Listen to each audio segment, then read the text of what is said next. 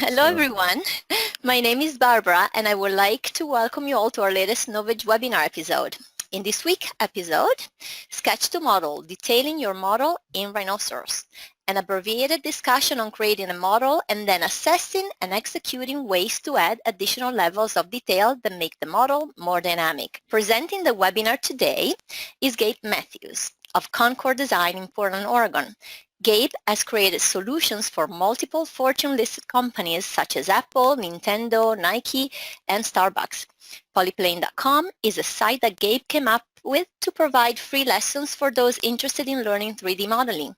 The site offers advanced lessons that explore particular topics in greater depth. Before we get going, here's an overview of what we do at Knowledge. Knowledge is one of the largest online stores for design software. We offer huge assortments of software solutions that cater to virtually every designer's need. Put us to the test and come visit our webpage at knowledge.com. And for more daily software news and limited time promotions, pay a visit to the Knowledge blog and follow us on Facebook, Google+, and Twitter. Coming up next week, the new Cinema 4D Release 17. Last but not least, today's webinar is free and is being recorded live. So if you want to watch this or any webinar episode in our collection, just head on over to Knowledge's YouTube or Vimeo channels. And now, let me pass the mic and screen to Gabe. Gabe, I'm going to make you the presenter. So thanks so much, Novich, for having me today. And thank you guys from all over the world. I'm really excited to be broadcasting this. This is a really exciting project, and I just want to get right into it here. I'm going to be working in Rhinoceros version 5. Let's just open up the file here. And what we're going to be doing today is I'm going to show you a couple of different ways to model out two different types of wheels, and then go through the process of taking one of those wheels and adding a little bit more detail into it. So really quick, I've already really drawn my curves here. And if you want to learn how to draw curves, there's plenty of tutorials out there on how to draw curves in Rhino. And I'm not going to get into that today. What I want to do is just start showing you sort of the power of the dynamics of all the different ways to generate surfaces. And then we're going to go over some Boolean editing and do a little bit of process for how to fillet stuff and what order to fillet stuff. And really quick, the hint is you want to start with your big fillets first and then work your way down to the smaller ones. So let's get right into it here. Now, this first one that I'm working on here is this is a car wheel, and I've got a few curves already set up here. I've got a cross section of a rim, which I just downloaded from the internet. I've got a couple of profiles that are going to define what the general profile of the rim shape is going to look like, or at least the face of the wheel. And then I've got a bolt pattern and a couple of design lines, and we're going to use just these design lines to create a fairly dynamic surface fairly quickly. So here we go. The first thing I'm going to do is I'm going to take these curves up top here, and I'm just going to revolve them. And by the way, everything I'm doing, I'm typing my commands, and that's just the way I work. There's lots of different buttons and ways to execute the commands, and I don't want to get too much into the technical aspects of how I'm doing this. I just want to show you the power of it and then how we can quickly generate the surface. Anyway, so I'm going to type revolve, and it asks me for the revolve axis. I'm going to hold shift, pick 0, and record and revolve out my wheel here.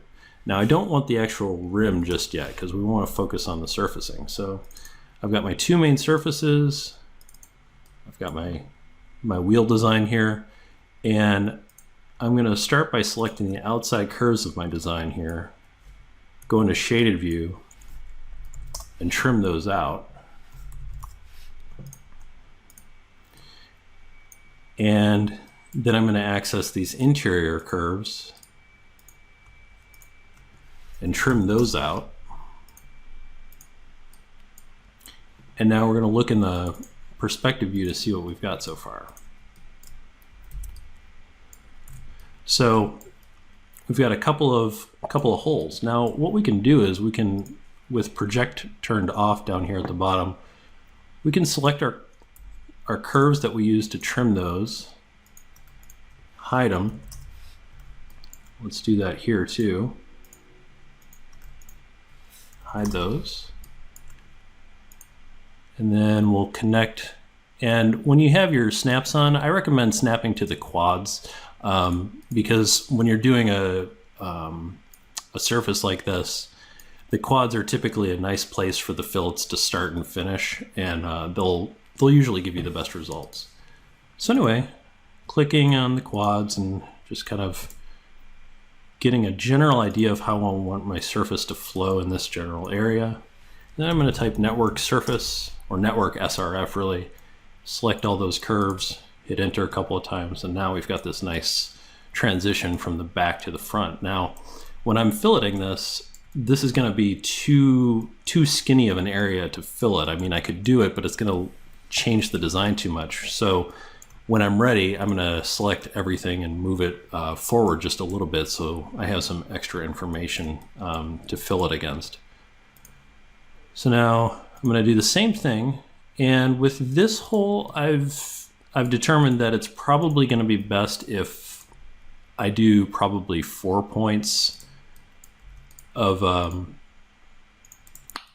contact between the two surfaces. So we've got a quad, and we'll put that one out perpendicular, and then we'll take this last quad, if I can snap to it, and bring that perpendicularly. Okay, so now I'm going to network surface again, and I'm going to select those 4 curves that I generated, and then my boundaries, and that's pretty cool too. Now that I've got that surface, I'm going to take this other design curve here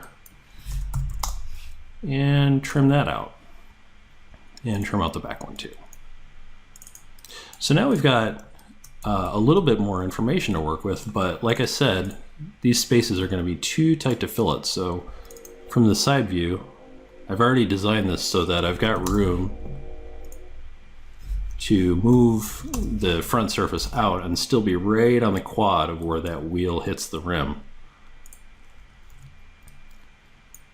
All right, so in order to generate this surface in between, what I'm going to do is I'm going to draw a line from the quad in the front and the back,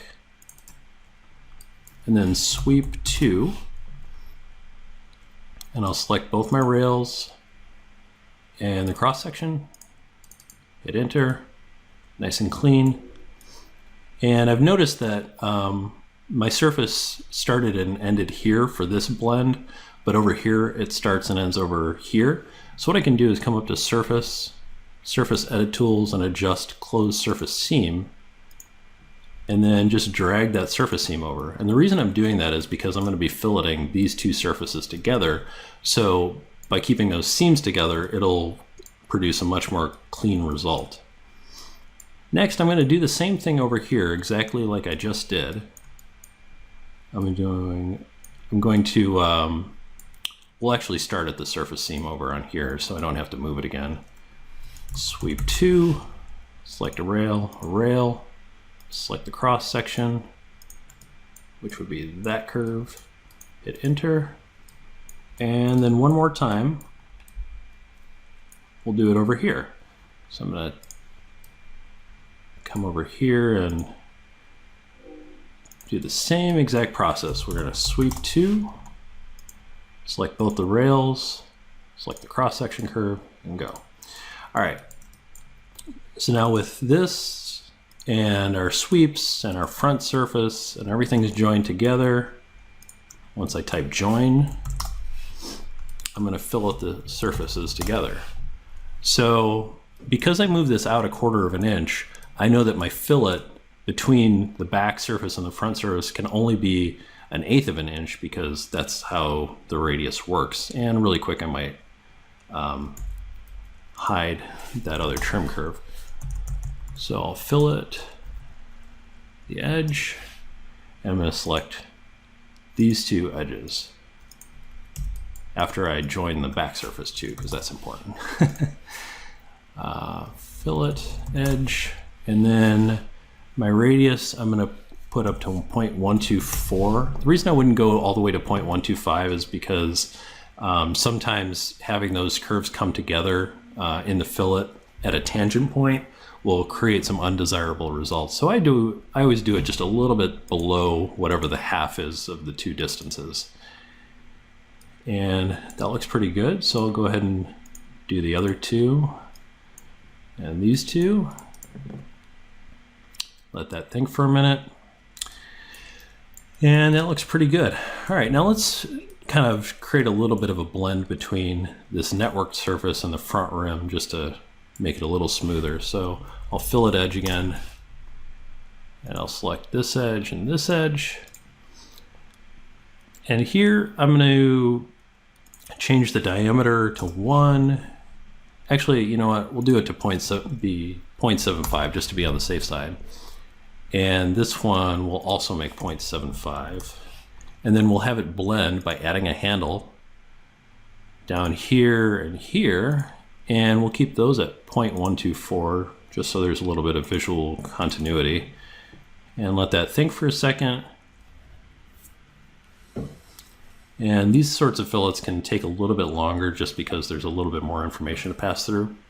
So you can see that on this one, something went a little bit awry. So what we can do is undo that. I'll do this one first because I know that it works.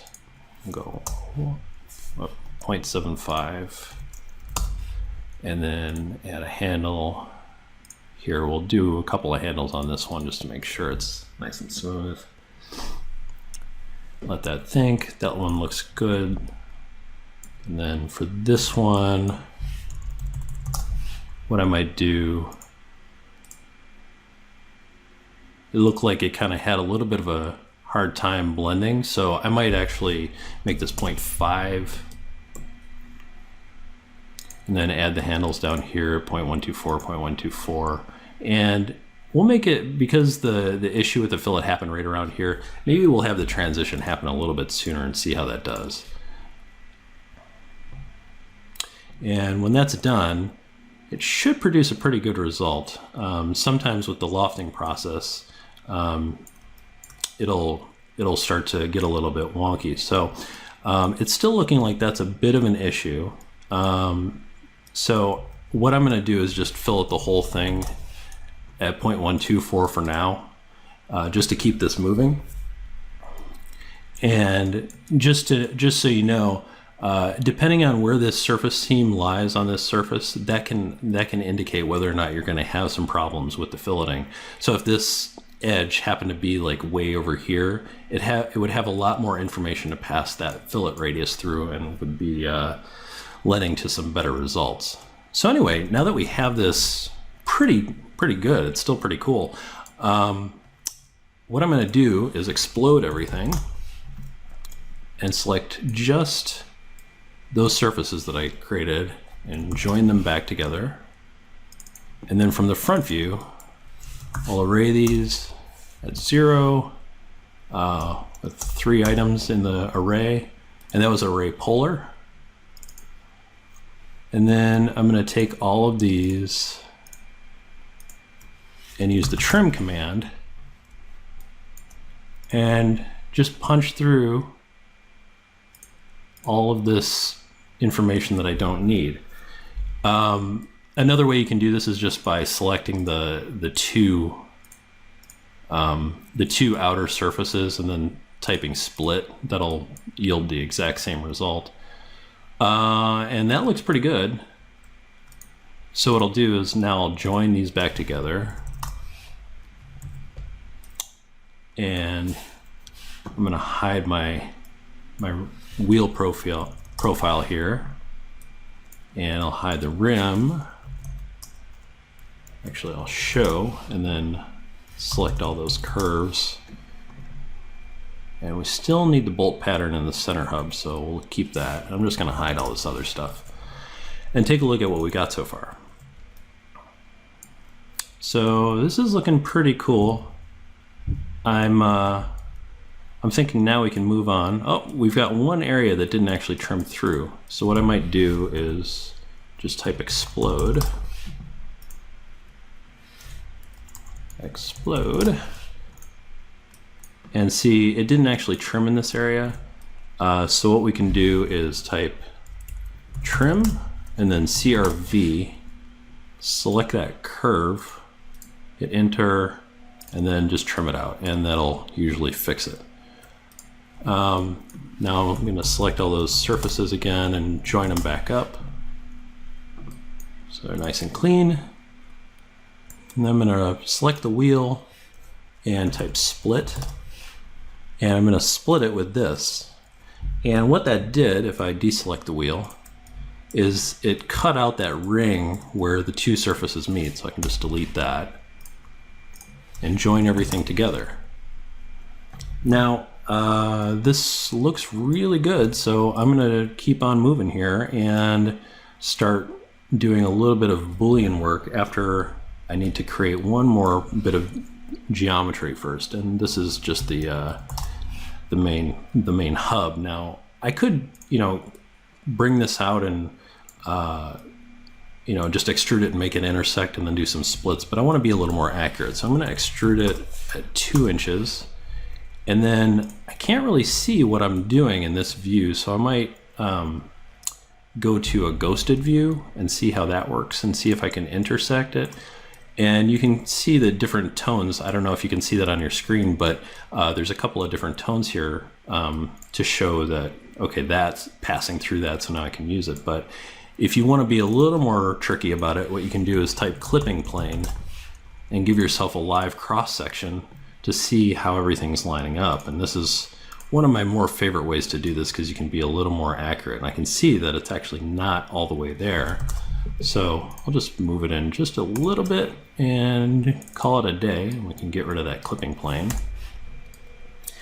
Now let's take this extrusion and the wheel, join them, or actually select the extrusion and the wheel and Boolean union them together. And then we can start actually doing some Boolean operations here. So first things first, I want to select a couple of areas that I know I'm going to be trimming completely all the way through, and I'll extrude those. And we'll do it both ways so that I know that I'm passing through all the geometry. And then I'm going to type select last, and then group those together. And select last just selects the last thing that was generated. It's a really handy tool to use. Select the wheel, and then this time we're going to difference this out and select all of those bits of information, and then just delete that. Now I'm going to go from the front view here, and I'm going to extrude out the sort of recess area. So I'm going to type extrude, make sure that's just going one way. And this I'm going to do arbitrarily because I know that if I just move it a little bit away from where it was drawn, it'll be pretty good. And that looks like it's passing through pretty well here. And if you have actual technical specifications that you're working against, you can move those numerically too up in the command line. So I've got the wheel. I'm going to Boolean difference those out. And you can't always delete input. I sometimes will just leave the stuff that I'm Booleaning away from or away with. And part of that's just in case I want to use it later. So now first things first, I'm going to chamfer the edge here. And I've got this set for 3/8 of an inch. Sorry for all of you that are using metric standards right now. I'm talking in imperial, so I apologize for that.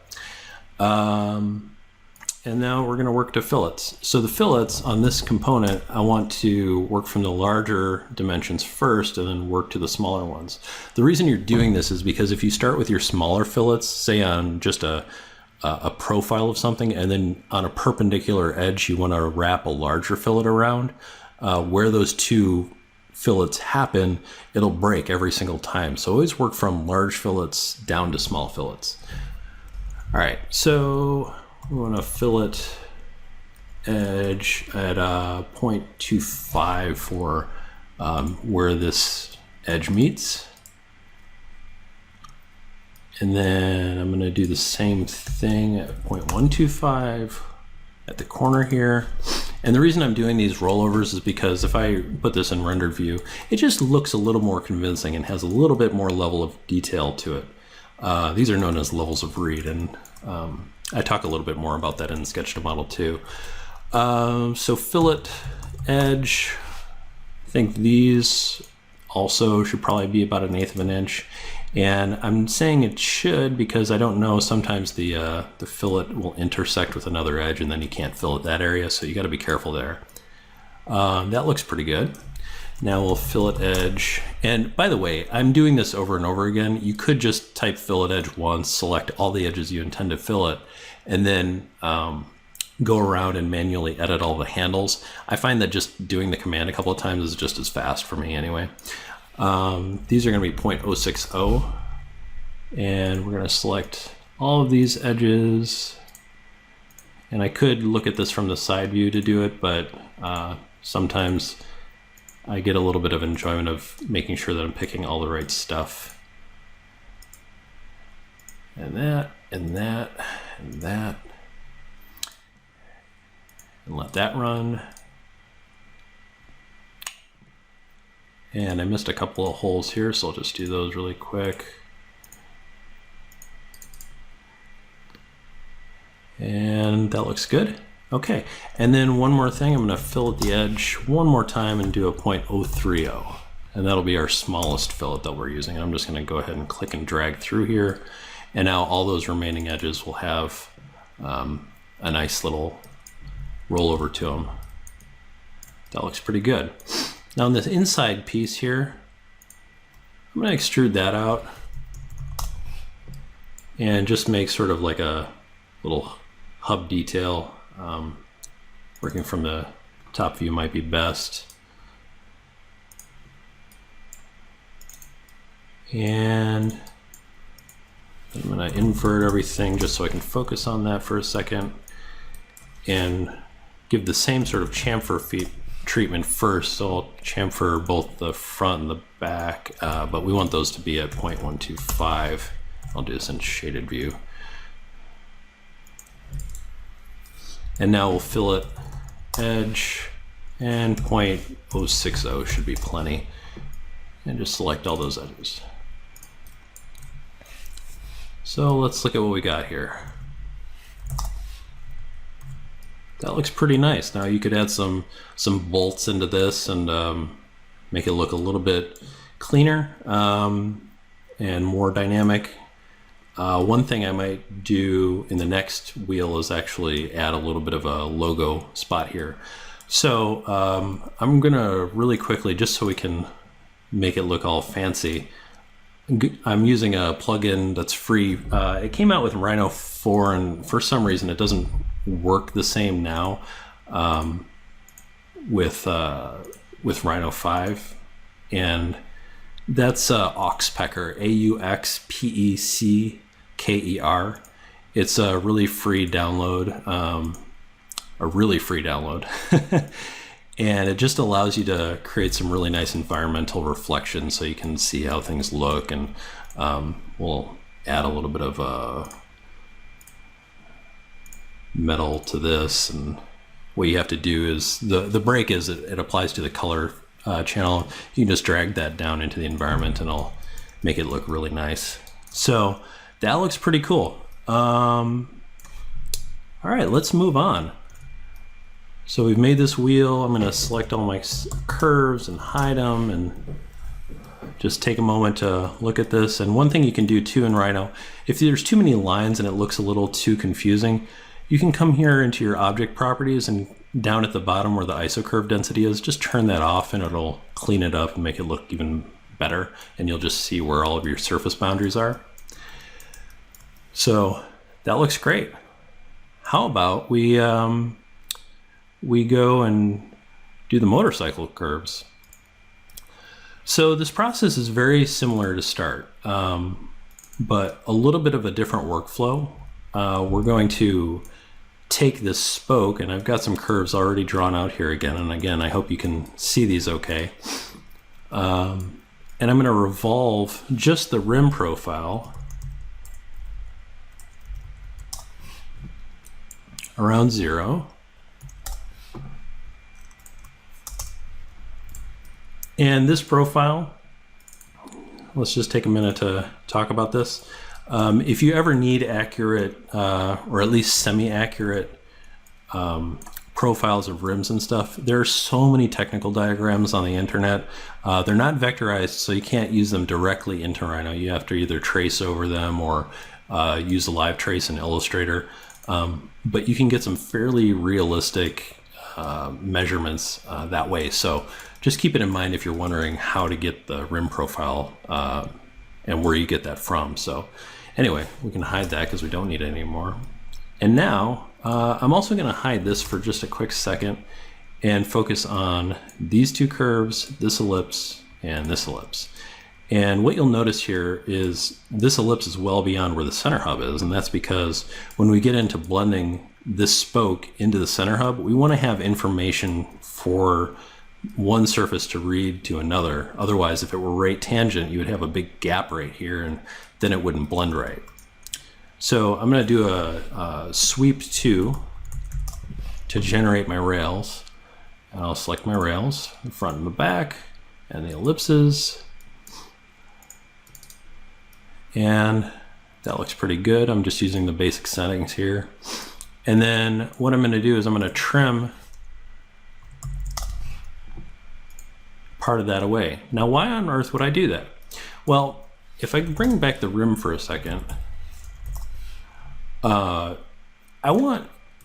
could just fillet it like I'm going to do with the center hub, but I thought it'd be more interesting if I use the blend command. So in order to do that, you need to have a little bit of data missing so you can blend one surface into another. So what I'll do is I'll trim away using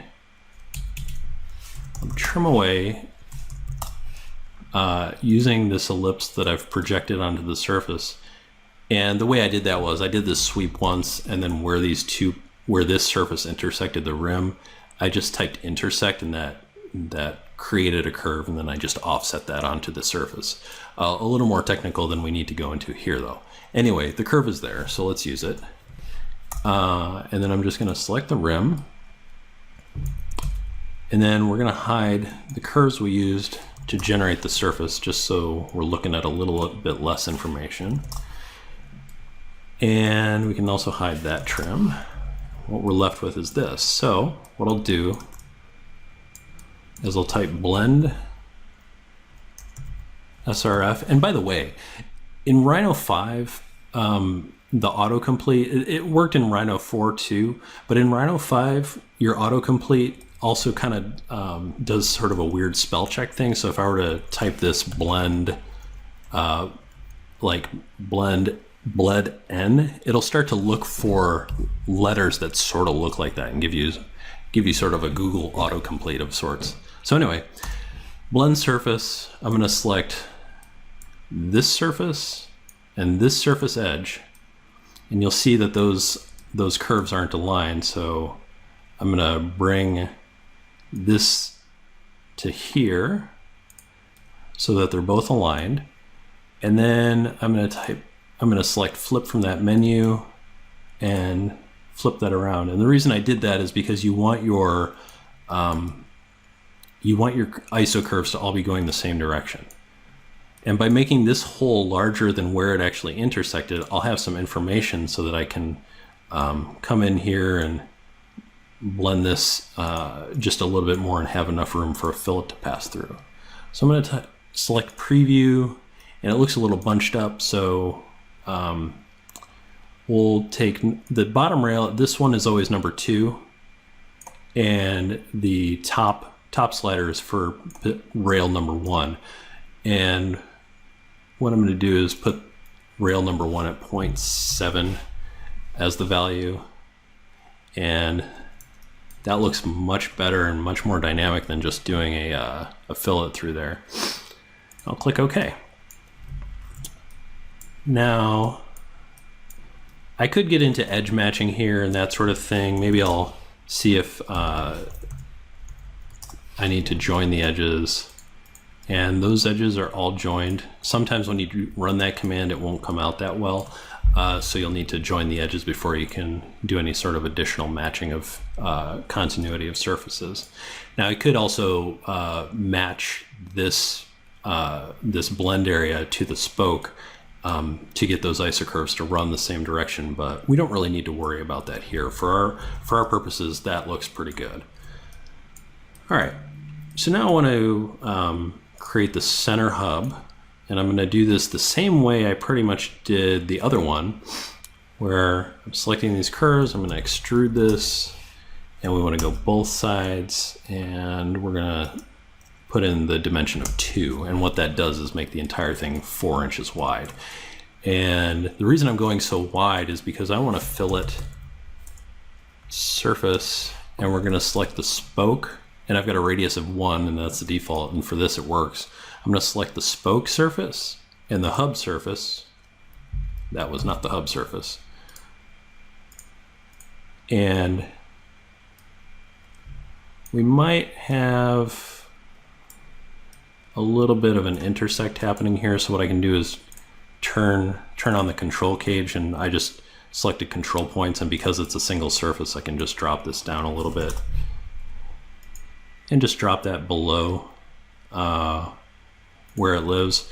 And you know what, I might actually untrim all of those holes, because this is now intersecting through there and it's having a hard time distinguishing between the two, I think, but we'll try it one more time. Fillet surface, select both of those. Yeah, so untrim, and I'm going to select trim.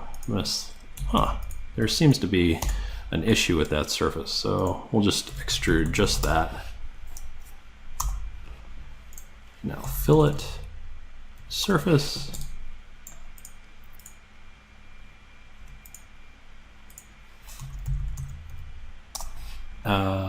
spoke and the hub. Okay, there we go. So now I'm not even going to get into making the holes yet, because I think that let's not press our luck, and let's take this spoke that we've created, and it's already split this part of the hub, but we want to add a couple more spokes in, obviously, because this wouldn't support the weight of a vehicle anyway. And I'm going to array polar around 0, 3, hit enter. That looks pretty good. Now I'm going to select that poly surface and the rim again, and I'm going to split the other two areas where those spokes intersect, and that would be these and these. Hit enter. And now if I select last, you can see that that's all trimmed up. We'll take the spokes and the blended surfaces and everything,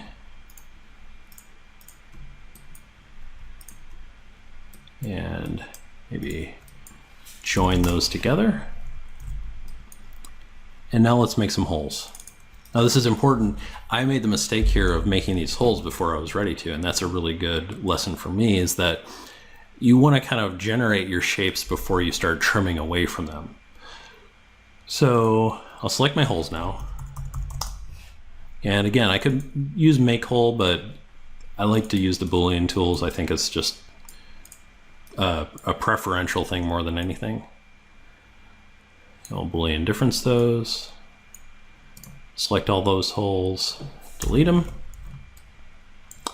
And now that looks good. And then I'm going to do the same thing where I'm going to countersink for some lug nuts to go in. Yeah, we want to turn both sides off. And then again, I'm just going to do this arbitrarily, but not too arbitrarily, because we need to keep in mind that if we're going to be putting fillets in here, you don't want there to be too little information. So keeping that in mind is kind of critical too. So I'll take our wheel, Oh, you know what? I forgot to join these. My bad. And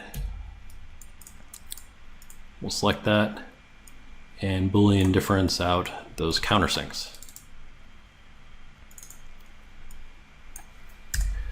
All right. So one more bit of geometry that we should create before we get into filleting is the center hub attachment point. So I'm going to extrude this from both sides with 2, and that just filled it up. And now we're ready to run some fillets through this one. So fillet edge, and I'm going to set this to 0.125. Select those outers, hit enter, and now we'll work our way down again, 0.06. And I'm going to try to do this from the top view.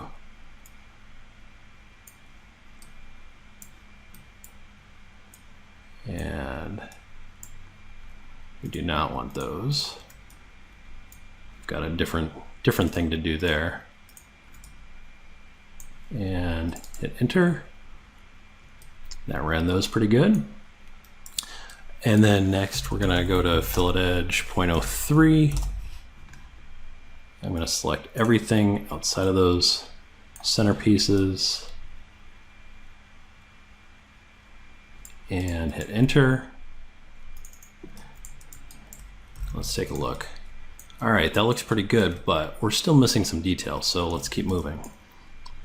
So before I get into detailing out that part, I'm going to add one more bit of detail in here, and I'm going to chamfer the edge on this one just to make it a little more edgy. And I talk about keywords a lot in some of my videos, and this is part of this, is that in my head I'm thinking about this wheel and I kind of want it to be a little more edgy, and visually things that are chamfered generally look a little more aggressive than things that are filleted. So once you add softness to something, if you want to maintain some sort of edginess, you have to add edges, and that's where the chamfer tool can come in really handy.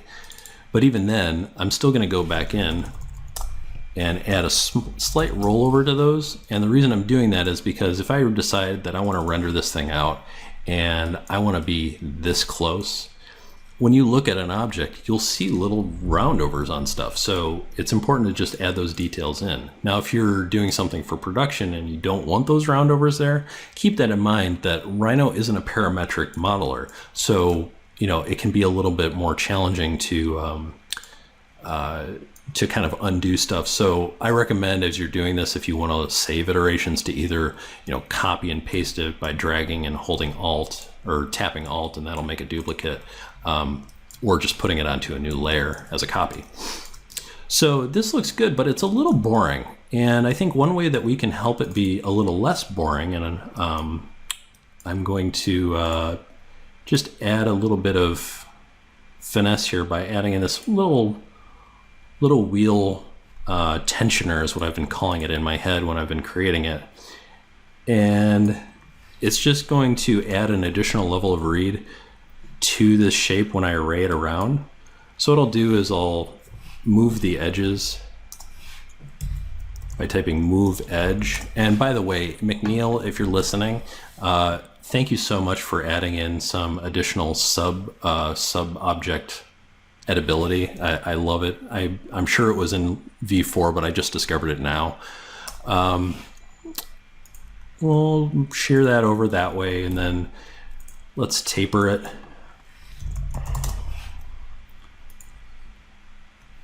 And we'll come up this way, and I want to make sure flat and infinite are on, and that'll make sure that it's just tapering from the one viewpoint that I'm looking at.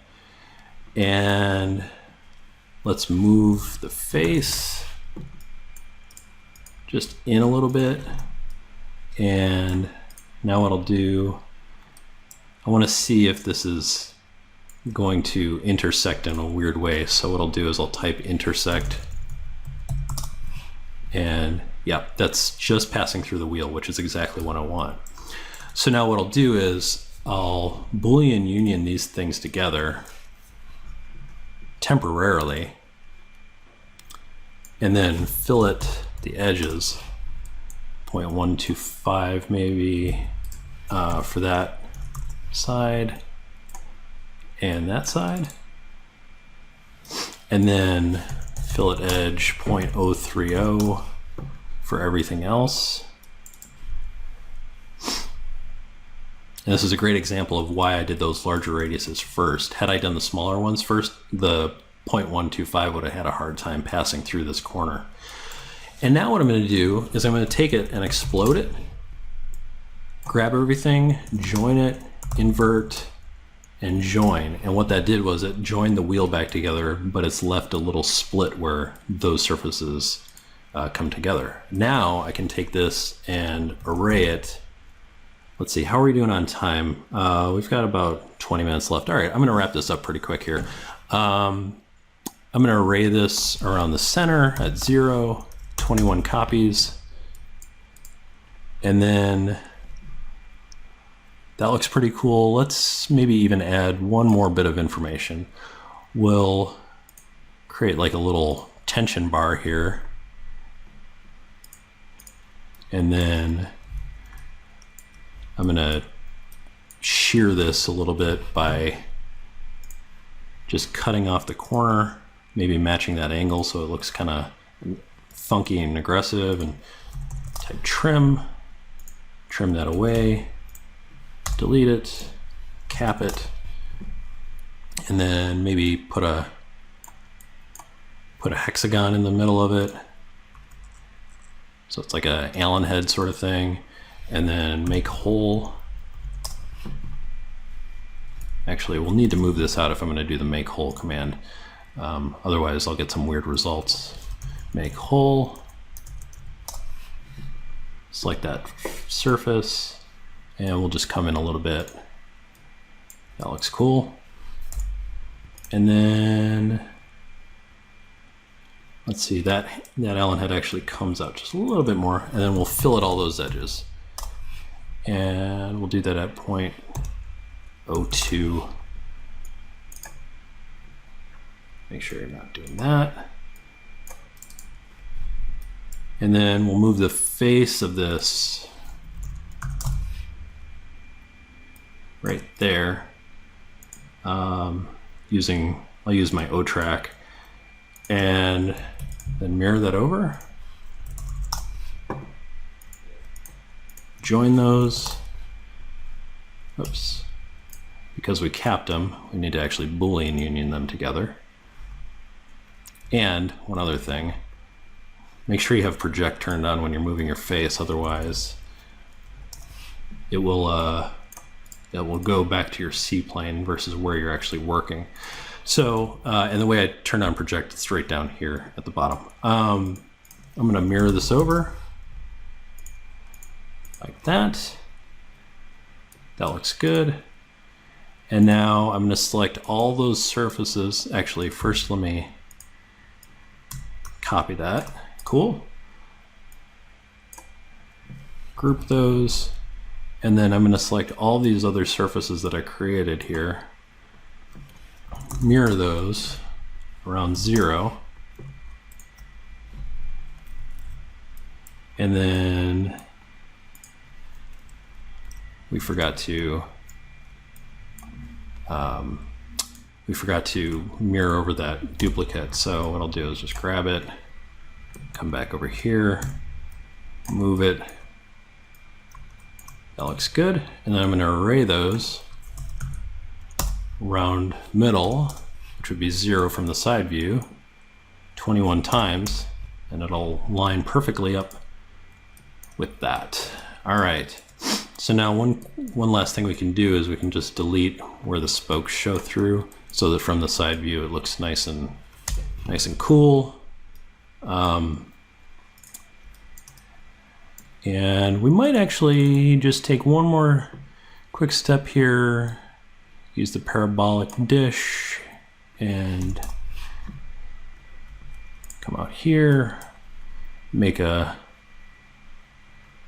make a little dome shape here and scooch it off to one side. Scale it one-dimensionally from 0.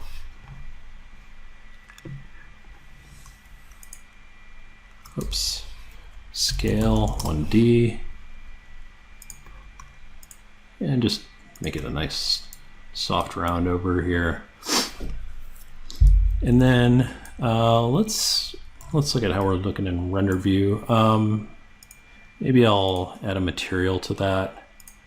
Object, go into my color, select a bitmap. We'll go into design, polyplane, logo. Actually, I think I have no veg, models, maps, logo. There we go. We will see it's looking a little weird. So what we can do is go into the texture mapping, create a planar map, and do it from down here with my object snaps turned on. That looks good. Up to this corner, quad to quad, and then UV, and then show the map. And I might just rotate that around so that my logo is correct. And scooch it into place. That looks good. Okay. Now what we can do really quick, I'm wrapping up, I promise, is take this in the top view. Now you could split these and join them together. Because of time purposes, we're gonna have to skip that part here. Grab all of this and these, go into Oxpecker, I'll bring it back up, and we'll use a car paint, make it red again, because that's what I do. Close. That's the other thing about Oxpecker that I'm not a big fan of, is the fact that you have to just select one object at first and then match everything to it. So environment, and then for some reason those didn't bool together, but that's probably just because I didn't finish the trim command. But we can take those, take the little flange pieces, type select match, hit the rim, everything will be good, and we're looking pretty cool here. So let me just turn the wheel back on so we can get a point of reference. Select layer, we'll do the car wheel, move that over, rotate it around 180, and we've made some pretty cool things today. So thankfully, oh, and that's why those didn't join, because my surfaces, I accidentally bumped those when I moved them, so it's not quite in the right place. So I could quickly go back and array that, but and then join it, but it's pretty simple. Anyway, Barbara, Novej, thank you so much. Thank you everybody for coming from all over the world. I'm so excited to hear your feedback. Hit me up on Twitter at Polyplane, and on Facebook, look up Polyplane. I'm there too. And Novej, thanks so much for the opportunity to come in and do some cool wheels and have a good time, and I hope you guys learned something. No, thank you, Gabe. What a great deal. What a great lesson. We were all captivated. Really. Just one question. Somebody was asking if you could you supply the command sequence that allowed you to perform a multi-fillet, because they missed that. Oh yeah, absolutely. It's actually really simple. Here, let me draw a cube really quick.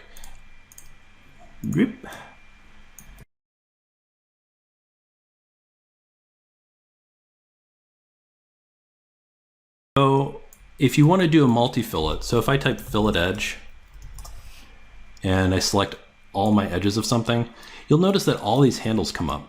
And what you do is you just hit enter, and now anywhere that there's a fillet, and on a corner there's going to be 3 fillets, you can see those.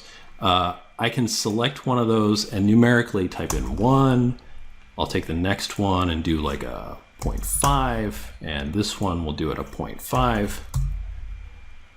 And what'll happen is they'll all come down to that edge. Now the other ones were set to their default of 0.2, so it's a really easy way to go about it.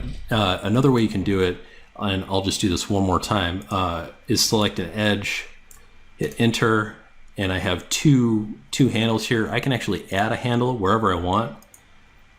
Usually I do that with snaps, so like the midpoint rather than just an arbitrary point.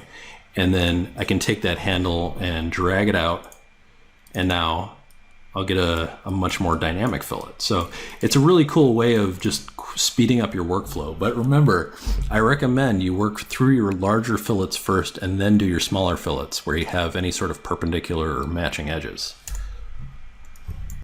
That's great advice. Thank you so much, Gabe. I'm going to have to take the screen back, and I want to, wrap it up and let everybody know where they can get Rhino for both Windows and Mac. Come to NoVeg, and, this is where you'll find it.